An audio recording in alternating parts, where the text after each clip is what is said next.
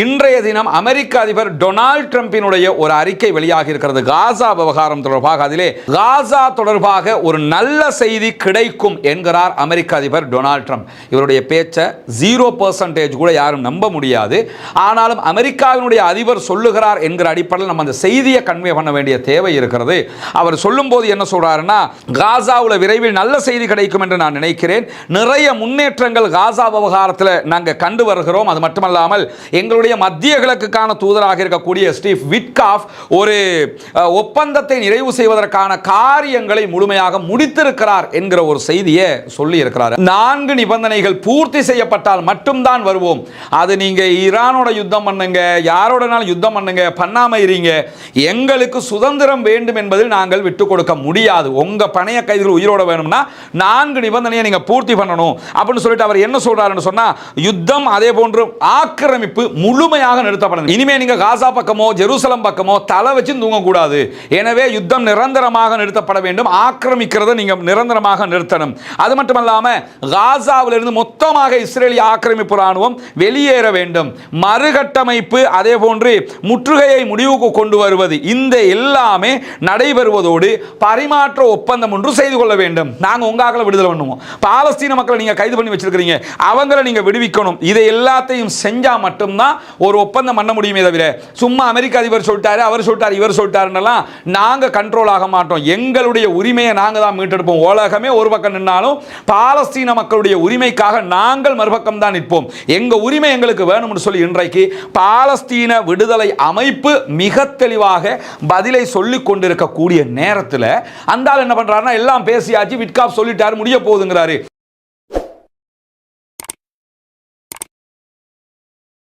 அன்பிற்கினிய சகோதர சகோதரிகளை, நம் அனைவர் மீதும் ஏக இறைவனுடைய அமைதியும் கருணையும் உண்டாகட்டுமாக என்கிற உயரிய பிரார்த்தனைகளோடு பாலஸ்தீனத்தினுடைய காசா பகுதிகளில் என்னவெல்லாம் நடக்கிறது என்கிற செய்திகளைத்தான் நாம் 628வது நாளாகவும் இன்றும் பார்க்க இருக்கிறோம். நமக்கெல்லாம் தெரியும், காசா மீதான ஆக்கிரமிப்பு நடவடிக்கைகளை இஸ்ரேல் ஆரம்பித்து இன்றைக்கு 628 நாட்களை தாண்டினாலும் அங்குள்ள கொடுமைகள் நிறுத்தப்படவில்லை, தாக்குதல்கள் நிறுத்தப்படவில்லை, அப்பாவிகள் மரணிப்பது குறைவடையவில்லை என்கிற கவலை உலகம் முழுவதும் ஆட்கொண்டிருக்கக்கூடிய இந்த தருணத்தில் ஏதாவது மாற்றம் வந்து விடாதா, உடனடியாக யுத்தம் நின்று விடாதா என்கிற எதிர்பார்ப்பு காசா மக்களுக்கு மாத்திரமல்ல, மனிதநேயத்தை நேசிக்கக்கூடிய, மனிதர்களை நேசிக்கக்கூடிய, உலகில் இருக்கக்கூடிய ஒவ்வொரு மனிதர்களிடத்திலும் இருக்கிறது என்பதுதான் உண்மையான நிலைமையாக இருக்கிறது. இந்த நிலையில தான் இன்றைக்கு வெளியாகி இருக்கக்கூடிய செய்திகள், பல செய்திகள், ஒருபுறம் கவலையான செய்திகள், மறுபுறம் மகிழ்ச்சியான செய்திகள் என்று இரண்டுமே கலவையாக இன்றைக்கு வந்திருப்பதை நம்ம பார்க்க முடிகிறது. ஏன்னா இன்றைய தினம் அமெரிக்க அதிபர் டொனால்ட் ட்ரம்பினுடைய ஒரு அறிக்கை வெளியாகி இருக்கிறது காசா விவகாரம் தொடர்பாக. அதிலே காசா தொடர்பாக ஒரு நல்ல செய்தி கிடைக்கும் என்கிறார் அமெரிக்க அதிபர் டொனால்ட் ட்ரம்ப். இவருடைய பேச்சை 0% கூட யாரும் நம்ப முடியாது. ஆனாலும் அமெரிக்காவினுடைய அதிபர் சொல்லுகிறார் என்கிற அடிப்படையில் நம்ம அந்த செய்தியை கன்வே பண்ண வேண்டிய தேவை இருக்கிறது. அவர் சொல்லும் போது என்ன சொல்றாருன்னா, காசாவில் விரைவில் நல்ல செய்தி கிடைக்கும் என்று நான் நினைக்கிறேன். நிறைய முன்னேற்றங்கள் காசா விவகாரத்தில் நாங்கள் கண்டு வருகிறோம். அது மட்டுமல்லாமல் எங்களுடைய மத்திய கிழக்குக்கான தூதராக இருக்கக்கூடிய ஸ்டீவ் விட்காஃப் ஒரு ஒப்பந்தத்தை நிறைவு செய்வதற்கான காரியங்களை முழுமையாக முடித்திருக்கிறார் என்கிற ஒரு செய்தியை சொல்லி இருக்கிறார். ஆனா இந்த செய்தி வட்டி கட்டிய பச்சை பொய் என்பதை நம்ம புரிஞ்சுக்கிறதுக்கு காரணம் என்னன்னா, டொனால்ட் ட்ரம்பை பொறுத்தவரையில் அவர் எதை எப்போ சொல்லுவாருங்கிறது நமக்கு சொல்ல முடியாது. அது மட்டுமல்லாமல் பாலஸ்தீன விடுதலை அமைப்பு இது தொடர்பான திட்டவட்டமான ஒரு விவகாரத்தை இன்றைக்கு அறிவித்திருக்கிறார்கள். அதில் அவங்க என்ன சொல்றாங்கன்னு சொன்னா, மத்தியஸ்தர்களுடனான தொடர்புகளை நாங்கள் நிறுத்தவில்லை. கத்தார் எங்களோடு பேசுகிறார்கள், ஈஜிப்ட் எங்களோடு பேசுகிறார்கள். இப்படி மத்தியஸ்தர்களாக நடுவர்களாக யார் இருக்கிறாங்களோ அவங்க எங்களோட பேசிக்கிட்டு தான் இருக்கிறாங்க. அது இல்லாம இல்லை.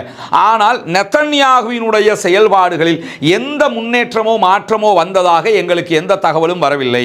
ஸ்டீவ் விட்காஃப் சொன்னதாக அமெரிக்க அதிபர் என்ன சொல்றாருன்னா, நாங்கள் பேச்சுவார்த்தையை முடிச்சிட்டோம், விரைவிலே நல்ல செய்தி வரும், 2 தரப்பும் ஒப்புக்கொண்டிருக்கிறாங்கிற அளவுக்கு அவருடைய ட்ரூத் சோஷியல் பக்கத்தில் இன்றைக்கு அறிக்கை வெளியிட்டு இருக்கிறார். ஆனா பாலஸ்தீன விடுதலை அமைப்பு என்ன சொல்றாங்கன்னா, நடுவர்கள் எங்களோடு பேசிக் கொண்டுதான் இருக்கிறார்கள், கத்தார் பேசுது, ஈஜிப்ட் பேசுது, ஆனா எந்த விதமான முன்னேற்றமும் இல்லை, குறிப்பாக நெதன்யாகுவினுடைய நிலைப்பாட்டில் எந்த மாற்றத்தையும் நாங்கள் காணல என்று சொல்லி வெளிப்படையாகவே சொல்லியிருப்பது மட்டுமல்லாம, நாங்கள் எப்போதும் சமாதானத்திற்கு தயார், ஆனால் 4 நிபந்தனைகள் பூர்த்தி செய்யப்பட்டால் மட்டும்தான் வருவோம். அது நீங்க ஈரானோட யுத்தம் பண்ணுங்க, யாரோடனாலும் யுத்தம் பண்ணுங்க, பண்ணாம இருங்க, எங்களுக்கு சுதந்திரம் வேண்டும் என்பதில் நாங்கள் விட்டு கொடுக்க முடியாது. உங்க பணைய பணைய கைதிகள் உயிரோட வேணும்னா 4 நிபந்தனையை நீங்க பூர்த்தி பண்ணணும் அப்படின்னு சொல்லிட்டு அவர் என்ன சொல்றாருன்னு சொன்னா, யுத்தம் அதே போன்று ஆக்கிரமிப்பு முழுமையாக நிறுத்தப்படணும். இனிமே நீங்க காசா பக்கமோ ஜெருசலம் பக்கமோ தலை வச்சு தூங்க கூடாது. எனவே யுத்தம் நிரந்தரமாக நிறுத்தப்பட வேண்டும். ஆக்கிரமிக்கிறத நீங்க நிரந்தரமாக நிறுத்தணும். அது மட்டுமல்லாம காசாவிலிருந்து மொத்தமாக இஸ்ரேலிய ஆக்கிரமிப்பு ராணுவம் வெளியேற வேண்டும். மறுகட்டமைப்பு அதே போன்று முற்றுகையை முடிவுக்கு கொண்டு வருவது இந்த எல்லாமே நடைபெறுவதோடு பரிமாற்ற ஒப்பந்தம் ஒன்று செய்து கொள்ள வேண்டும். நாங்க உங்களை விடுதலை பண்ணுவோம். பாலஸ்தீன மக்களை நீங்க கைது பண்ணி வச்சிருக்கீங்க, அவங்களை நீங்க விடுவிக்கணும். இதை எல்லாத்தையும் செஞ்சா மட்டும்தான் ஒரு ஒப்பந்தம் பண்ண முடியுமே தவிர சும்மா அமெரிக்க அதிபர் சொல்லிட்டாரு, அவர் சொல்லிட்டாரு, இவர் சொல்லிட்டாருன்னெல்லாம் நாங்க கண்ட்ரோல் ஆக மாட்டோம். எங்களுடைய உரிமையை நாங்க தான் மீட்டெடுப்போம். உலகமே ஒரு பக்கம் நின்னாலும் பாலஸ்தீன மக்களுடைய உரிமைக்காக நாங்கள் மறுபக்கம் தான் நிற்போம். எங்க உரிமை எங்களுக்கு வேணும்னு சொல்லி இன்றைக்கு பாலஸ்தீன விடுதலை அமைப்பு மிக தெளிவாக பதிலை சொல்லிக் கொண்டிருக்கக்கூடிய நேரத்தில் அந்த ஆள் என்ன பண்றாருன்னா, எல்லாம் பேசியாச்சு, விட்காப் சொல்லிட்டாரு, முடிய போகுதுங்கிறாரு. இது பச்சை பொய் என்பது மிக தெளிவாக நாம் புரிந்து கொள்ள முடிகிறது. அதே நேரத்தில் காசா பகுதிகளில் இஸ்ரேலிய ஆக்கிரமிப்பு ராணுவம் நடத்தியிருக்கக்கூடிய தாக்குதல்களில் இன்றைக்கும் 51 அப்பாவிகள் கொல்லப்பட்டிருக்கிறார்கள், ஷஹீதாகி இருக்கிறார்கள். 200க்கும் மேற்பட்டவர்கள் படுகாயமடைந்திருக்கிறார்கள். இதிலே 14 பேர் உணவு பெற்றுக்கொள்வதற்காக போனவர்கள், சாப்பிட வழி இல்லைன்னு உணவு தேடி போறாங்க, அவர்களை கொன்று குவிக்கிறது இஸ்ரேலிய ஆக்கிரமிப்பு ராணுவம் என்கிற செய்திகளுக்கு பிறகு மஸ்ஜிதுல் அக்ஸாவுக்குள்ள இன்றைக்கு இஸ்ரேலிய குடியேறிகள் மீண்டும் பலவந்தமாக நுழைந்திருக்கிறார்கள். புனிதமிக்க மஸ்ஜிதுல் அக்ஸா இஸ்லாமியர்களுடைய 3வது புனித தலம் என்பது நமக்கு தெரியும். மக்கா மதீனாவுக்கு அடுத்ததாக மஸ்ஜிதுல் அக்ஸா தான் முஸ்லிம்களுடைய புனித தலமாக இருக்கும்போது பாலஸ்தீன மக்களுடைய இடத்தை அபகரித்தது மட்டுமல்லாமல் மஸ்ஜிதுல் அக்ஸாவை ஆக்கிரமித்துக் கொண்டிருக்கக்கூடிய இஸ்ரேலிய ஆக்கிரமிப்பாளர்கள் இன்றைக்கு பள்ளிவாசலுக்குள் நுழைந்து அவர்களுடைய மதக்கடமையாக இருக்கக்கூடிய தல்முதிக் என்கிற ஒரு மதக்கடமையை செய்திருக்கிறார்கள். சர்வதேசமே பார்த்து கொண்டிருக்கிறது. சர்வதேச விதி மீறலாக இது இருந்தும் அவர்கள் ராணுவ பாதுகாப்போடு இதை செய்து கொண்டிருக்கிறார்கள் என்கிற செய்திகளும் இன்றைக்கு வெளியாகி இருக்கக்கூடிய நேரத்தில் இஸ்ரேலுடைய வாலா நியூஸ் ஏஜென்சி இன்றைக்கு ஒரு கருத்து கணிப்பை எடுத்திருக்கிறது. அந்த கருத்து கணிப்பில் 67% இஸ்ரேலியர்கள் காசாவில் யுத்தத்தை முடிவுக்கு கொண்டு வந்து கடத்தப்பட்டவர்களை மீட்டெடுக்க வேண்டும் என்று கருத்து சொல்லியிருக்கிறார்கள். எனவே 67% உடனடியாக ஒரு யுத்த நிறுத்தத்துக்கு போகணும் என்று கருத்து சொல்றாங்க இஸ்ரேலியர்கள். 52% இஸ்ரேலியர்கள் ஈரானுடன் நடைபெற்ற இந்த யுத்த நிறுத்தம் சிறப்பானது, அதை செஞ்சுதான் இருக்கணும் அப்படின்னு சொல்லி சொல்றாங்க. நான் வாங்கி நாடி அவ்வளவுங்கிறதுனால அது நல்லதா போச்சு, நீங்க ஒரு ஒப்பந்தத்துக்கு போனது அப்படின்னு சொல்லி இருக்கிறாங்க. 33% தான் அதை எதிர்க்கிறார்கள் என்கிற செய்திகளும் இன்றைக்கு வெளியாகி இருக்கக்கூடிய நேரத்தில் காசா பகுதிகளில் இருக்கக்கூடிய 252வது ராணுவ பிரிவை நாங்கள் வெளியேற்றுகிறோம் என்று அறிவித்திருக்கிறது இஸ்ரேல். ஆனால் அதுக்கு பதிலாக அவங்க வேறொரு பட்டாலியனை உள்ள கொண்டு வருவாங்க. இதுவே நிரந்தர யுத்த நிறுத்தம் வந்தால் மட்டும்தான் இது இல்லாமல் ஆகுமே தவிர இல்லாத பட்சத்தில் அவர்கள் வேறொரு குரூப்பை உள்ள கொண்டு வந்து மீண்டும் தாக்குதல்களை நடத்துவார்கள் என்பதையும் நம்ம இந்த இடத்துல புரிந்து கொள்கிறோம். அதே நேரம் இன்றைக்கு நம்முடைய ரஸ்மின் ஸ்டாக் என்கிற மற்ற யூடியூப் சேனல் ஒரு வீடியோ வெளியிட்டிருக்கிறோம். அதில் நம்ம சொன்ன ஒரு செய்தி தான், 7 பேர் இன்றைக்கு ஒரே இடத்தில் இஸ்ரேலிய ஆக்கிரமிப்பு ராணுவத்தை சேர்ந்தவர்களை கொன்று குவித்திருக்கிறது பாலஸ்தீன விடுதலை ராணுவம். எந்த அளவுக்கு சொன்னா, அவர்கள் நடத்திய தாக்குதல்களை இஸ்ரேலிய ஆக்கிரமிப்பு ராணுவத்துடைய வெஹிக்கிள் நெருப்பு பிடிச்சு எரிய ஆரம்பிச்சிருச்சு. வெஹிக்கிளுடைய நெருப்பு அணைக்க முடியாத அளவுக்கு தாக்குதல்கள் அகோரமாக இருந்த காரணத்தினால அவருடைய பாடிகளை எல்லாம் இஸ்ரேலுடைய பகுதிகளுக்கு இழுத்துக்கிட்டு போய் தான் அவர்கள் தீயை அணைக்க வேண்டிய நிர்பந்தம் அவர்களுக்கு வந்திருப்பது மட்டுமல்லாமல் உள்ளே இருந்தவர்கள் தீயில் எரிந்துவிட்ட காரணத்தினால் அவர்களை அடையாளம் காண்பது எங்களுக்கு சிரமமாக இருக்கிறது என்கிறது இஸ்ரேலிய ஆக்கிரமிப்பு ராணுவம். அந்த அளவுக்கு 7 பேர் இன்றைக்கு கொல்லப்பட்டிருக்கிறார்கள் ஒரே நேரத்தில் என்கிற செய்திகளை தாண்டி இன்றைக்கு வெளியாக இருக்கக்கூடிய செய்திகளில் கான் யூனிஸுக்கு கிழக்கு பகுதிகளில் இஸ்ரேலிய ஆக்கிரமிப்பு ராணுவத்தினுடைய ஒரு வாகனத்தை மொத்தமாக அளித்திருப்பதாக இன்றைக்கு பாலஸ்தீன விடுதலை ராணுவத்தின் துணை ராணுவ குழு அறிவித்திருப்பது மட்டுமல்லாமல் அபாசன் அல் கபீரா என்கிற பகுதிகளில் தான் இந்த தாக்குதல்களை நடத்தியிருக்கிறார்கள். இதிலே குறைந்தது 3 பேர் கொல்லப்பட்டிருக்கிறார்கள் என்கிறது பாலஸ்தீன விடுதலை ராணுவம். அதை தாண்டி இன்றைக்கு அதே பகுதிகளில் மெர்காவா டேங்க் ஒன்றும் அளிக்கப்பட்டிருக்கிறது. மொத்தம் இன்றைக்கு காசாவுக்குள்ள 3 மெர்காவா டேங்குகள் அளிக்கப்பட்டிருக்கிறது.